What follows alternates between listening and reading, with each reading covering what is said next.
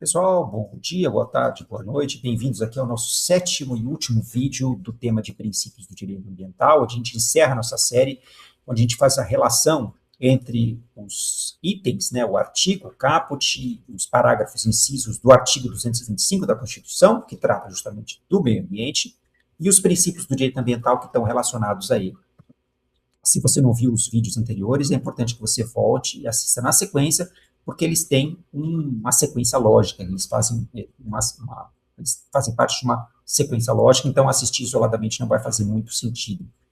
E vale também aquele sempre lembrete que eu sempre faço, que eu uso às vezes alguns materiais extraídos da internet, materiais às vezes proprietários, às vezes de acesso livre, e se você é o autor ou autora de algum desses materiais e não quiser que ele seja utilizado no nosso vídeo aqui, que é só didático, só entrar em contato aqui na caixinha de comentários que a gente altera nosso vídeo. Tá? Então, até o vídeo anterior, a gente estava vendo todas as tarefas, todas as incumbências do poder público, dentro ali do parágrafo 1º, que falava quais são as obrigações do poder público para garantir a efetividade desse direito, que era justamente o direito ao meio ambiente ecologicamente equilibrado. Tá? Aí a gente tinha visto até o inciso 6º, e o 7º inciso diz que é uma obrigação do poder público proteger a fauna e a flora, ok? Tranquilo, não tem muita interpretação com isso. Vedadas, quer dizer, proibidas, impedidas, na forma da lei, ou seja, leis específicas vão dizer como que tem que ser essa proibição. Uma dessas leis é a Lei de Crimes Ambientais, justamente. O que é proibido? Qualquer prática que coloque em risco a função ecológica das espécies de fauna e flora. São proibidas as práticas que provoquem a extinção de espécies da fauna e flora. Não sei porque não foi incluída aí, por exemplo, os fungos e as bactérias, né? Mas a visão, às vezes, das pessoas é diferente um pouquinho da visão dos biólogos, né? E também é proibida as práticas que submetam os animais à crueldade, que aí é uma vitória dos movimentos pelos direitos animais. E aí você pode pensar a crueldade tanto no maus tratos com animais domésticos, quanto algumas atividades que são explicitamente cruéis, como rinhas de galo, rinhas de cachorro, etc. Aí, a nossa Constituição passou um tempo, e um tempo depois veio uma proposta de emenda à Constituição, que adicionou lá na frente, a gente está aqui no parágrafo 1º, vocês estão vendo, adicionou lá na frente, depois de todos os parágrafos 2º ao 6º, adicionou um 7º parágrafo para especificar o que é essa crueldade animal. E eu suspeito, aqui é uma suspeita própria minha, tá? Isso foi provavelmente lobby e opressão das pessoas ligadas aos rodeios, que é uma prática cultural, entre aspas, que movimenta muito a economia. Tá?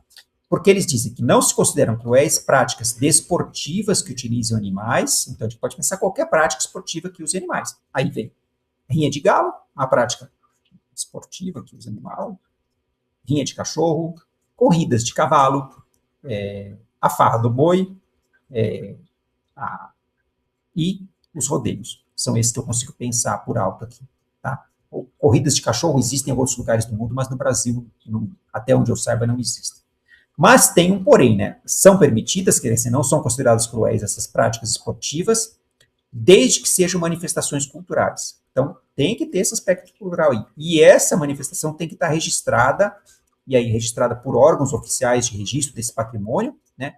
Como um bem imaterial que é parte do nosso patrimônio cultural aqui.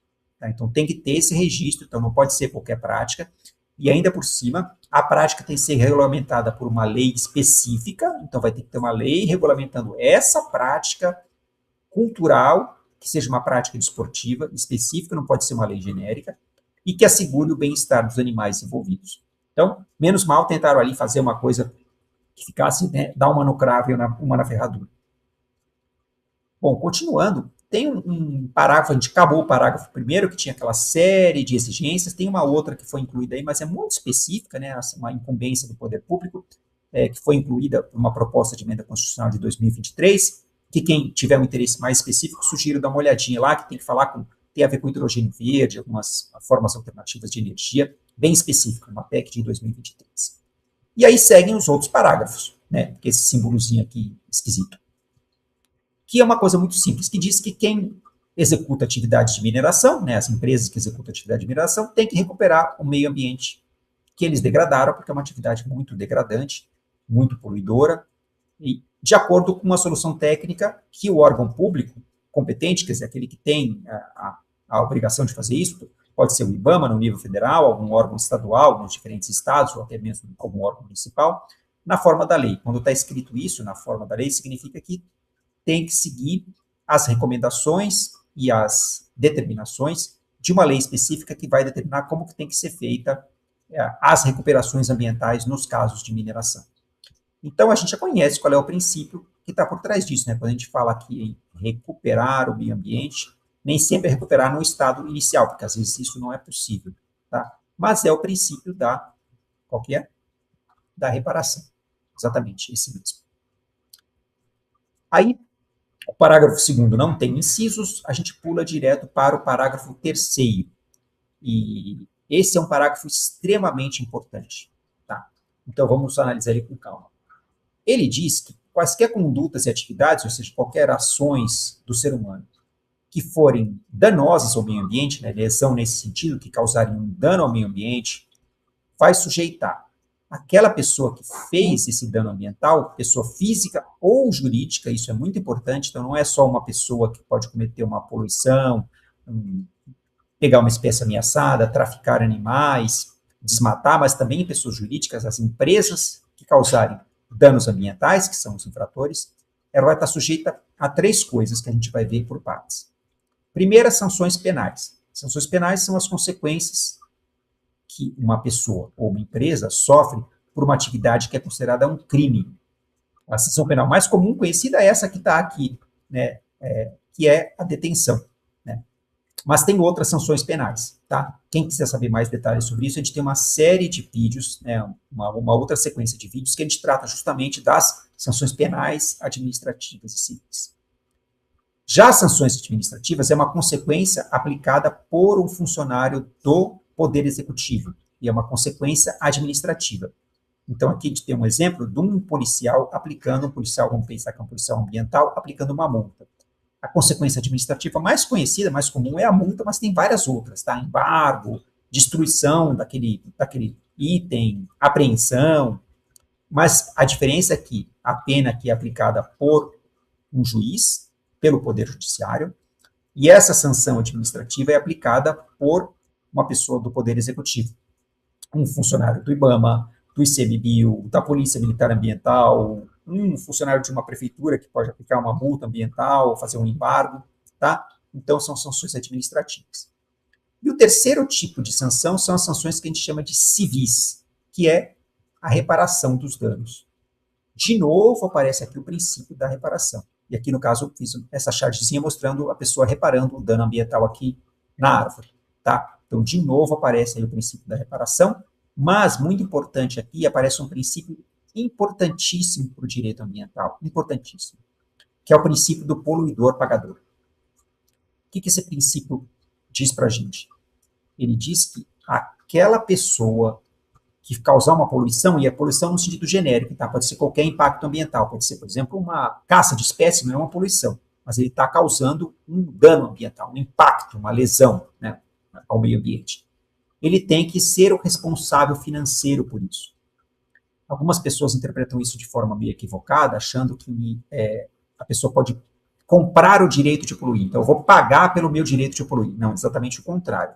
Aquela pessoa que causa um impacto, um dano ao meio ambiente, é o responsável financeiro por esse meio ambiente. De forma que o custo ambiental de uma poluição, vamos imaginar lançar um esgoto num rio, jogar fumaça no ar, o custo ambiental, muitas vezes, é feito pelo Estado. Assim, é o Estado que vai ter que fazer um tratamento do esgoto. É o Estado que vai, via SUS, tratar as pessoas que foram tiveram problemas respiratórios por causa dessa poluição. A ideia aqui é que o poluidor seja o responsável financeiro por isso, então que ele internalize o custo ambiental, em vez de ser do Estado, da sociedade, passa a ser do próprio poluidor. Muitas vezes isso é implementado na forma de exigências, então você tem que seguir uma determinada coisa, por exemplo, o Estado determina que quem tem uma fábrica tenha que colocar ali um filtro para impedir aquela poluição. Ou que quem lance efluentes líquidos tenha que fazer uma estação de tratamento de esgoto. Então, é uma determinação. Ou pode ser também então, você está querendo ter um aspecto preventivo, você está querendo prevenir uma determinada poluição que você já sabe que é causada, então você tem uma determinação específica. Você pode ter esse aspecto preventivo também quando você estabelece multas ou taxas, porque o possível poluidor, quando vê o valor da multa, ele pode modificar o seu comportamento, por isso que tem esse aspecto preventivo. É só lembrar, por que a gente não ultrapassa o limite de velocidade nas estradas, principalmente quando tem fiscalização? Porque tem uma multa.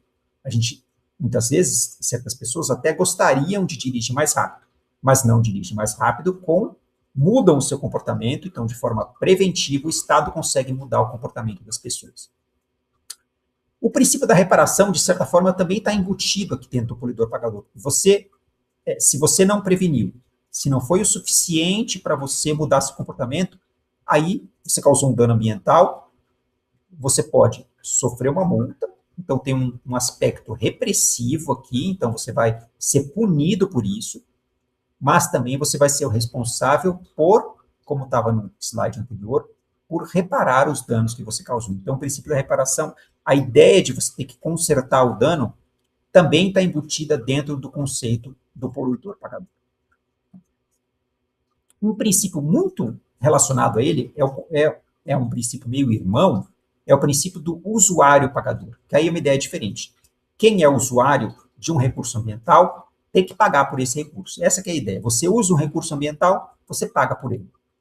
E qual que é a ideia? Às vezes, de se cobrar, por exemplo, no caso da água, que é o exemplo clássico isso do usuário pagador. Todo mundo paga conta de água. Assim, tem alguns poucos municípios aí que não pagam conta de água.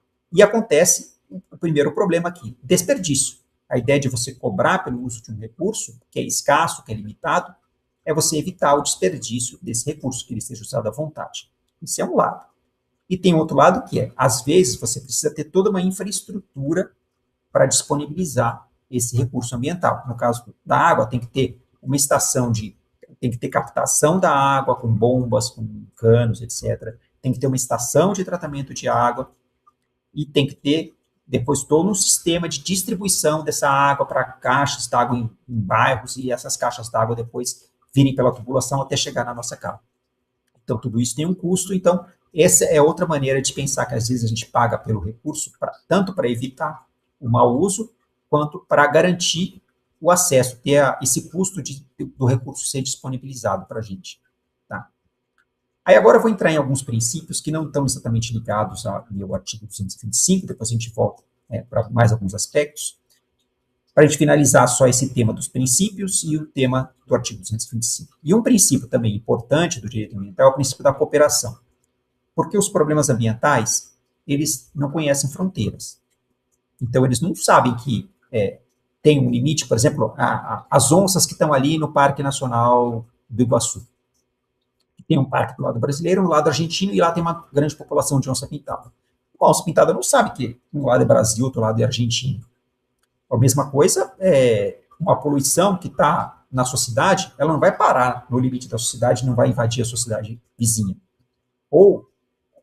Esse é um aspecto. Então, os problemas ambientais são complexos e não respeitam fronteiras. E outros que você precisa da ação integrada de diferentes órgãos, de diferentes governos, diferentes instituições, de diferentes níveis federativos, que eu chamo entre o Brasil, o país, os estados e os municípios. Então, você precisa para resolver os problemas ambientais, precisa haver cooperação, não pode ser resolvido de forma isolada.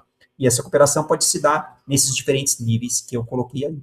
Tá? Os órgãos, as entidades, as instituições precisam cooperar para resolver os problemas ambientais. Um outro princípio também do direito ambiental, que não está bem ligado a nenhum aspecto ali do artigo 225, é o princípio da ubiquidade. É uma palavra esquisita essa, mas o ubíquo é uma coisa que está presente em muitos locais. Está sempre presente. Então, essa ideia é que o meio ambiente, ele faz parte da nossa vida, ele é importante para ter uma sadia qualidade de vida, como a gente viu lá no comecinho. Então, ele deve sempre ser levado em conta. Sempre ser levado em conta em que situações? Qualquer ação do ser humano. Projetos do governo, programas e planos do governo, obras específicas, empreendimentos, nas decisões. em políticas públicas de outras áreas, políticas públicas da área de, sei lá, de indústria e comércio, agronomia, comércio exterior, em financiamento, né, isso seria uma ferramenta importantíssima, aliás, né, se a gente usasse mais isso, por exemplo, você para financiar uma safra, uma plantação, teria que demonstrar que você está atendendo ao que o Código Florestal determina em termos de APP e reserva legal. Tá? Então, seria uma restrição de financiamento, garantindo que o meio ambiente está sendo levado em consideração. Então, esse é o princípio da ubiquidade. Voltando aqui para o nosso artigo 225, a gente tinha visto lá o parágrafo 2º e o terceiro é aquele das sanções penais administrativas. Eu deixei esse parágrafo 4º aqui porque ele tem um aspecto bizarro aqui. Ele vai falar de alguns elementos do Brasil que ele considera patrimônio nacional. E coloca de uma forma meio esquisita. Então, o que ele considera patrimônio nacional? Floresta amazônica, beleza. Mata Atlântica, beleza. Serra do Mar, Então, começou com 2 biomas, aí passou para a Serra do Mar. Mas, até onde eu saiba, a Serra do Mar está inteirinha dentro da Mata Atlântica. Né? Então, por que tem Serra do Mar separado? Não entendi muito bem. Vamos seguir aí. Pantanal Mato Grossense e a zona costeira. Zona costeira, boa parte está na Mata Atlântica, e uma parte está na Floresta Amazônica, tem um pedacinho ali do Nordeste que tem uma zona costeira que é meio única ali, tá, onde a Caatinga quase chega. Mas, a menos que ele esteja se referindo a mangues e restingas, que não são exatamente da Mata Atlântica, são e não são, né? São fisionomias muito específicas, então não fica muito claro, mas ok, a zona costeira, ou se estiver pensando no mar, mas estão faltando aí 3 biomas brasileiros. Por que será que eles não são patrimônio nacional? O Pampa, que é um bioma único, o Cerrado, que também é um bioma único, com suas particularidades, que tem muita importância, inclusive uma importância hídrica para o Brasil, né? E está faltando o único bioma 100% brasileiro, que é a Caatinga, porque a floresta amazônica a gente compartilha com um monte de países. A Mata Atlântica a gente compartilha com Argentina e Paraguai. Tem pedaços, né, de mata semidecídua lá. O Cerrado também tem uns pedacinhos que entram ali nos países, principalmente Paraguai e Bolívia, se eu não estou enganado. O Pantanal também é compartilhado. A Caatinga não, a Caatinga é 100% brasileira. Então, seria, mais do que nunca, ela seria o patrimônio nacional. E é um bioma muito diverso, muito diferente, mas Cerrado e Caatinga são meio secos, né, meio feios, né, então talvez seja por isso aí, meio feios na visão, né, de muitas pessoas. Eu acho eles maravilhosos, na verdade. Né. Bom, e eles continuam aí, né, a utilização desse patrimônio nacional vai ser feita na forma da lei. Então, a gente já tem a lei da Mata Atlântica, por exemplo, mas não tem ainda leis específicas para esses outros patrimônios nacionais, para assegurar a sua preservação e o uso dos recursos. Né? Então, deixei essas dúvidas aí, desses 2 cartoons aí, por que esses outros biomas ficaram de fora e não são patrimônio nacional. Bom, gente, com isso, a gente encerra nossa série de vídeos sobre o artigo 225 e a Constituição Federal, e os princípios do direito ambiental também, cobri todos os principais princípios. Faltou ainda alguns parágrafos bem específicos, né, o 5 e o 6, mas que tratam de temas muito específicos que não cabe a gente ficar vendo aqui nessa série de vídeos. Quem tiver curiosidade pode jogar lá Constituição Federal, o artigo 225, que vai ter PDFs, vai ter dezenas de sites para completar, mas eles são muito específicos para a gente ficar aqui num vídeo mais geral. Tá joia? A nossa próxima série de vídeos é sobre a Lei da Política Nacional do Meio Ambiente.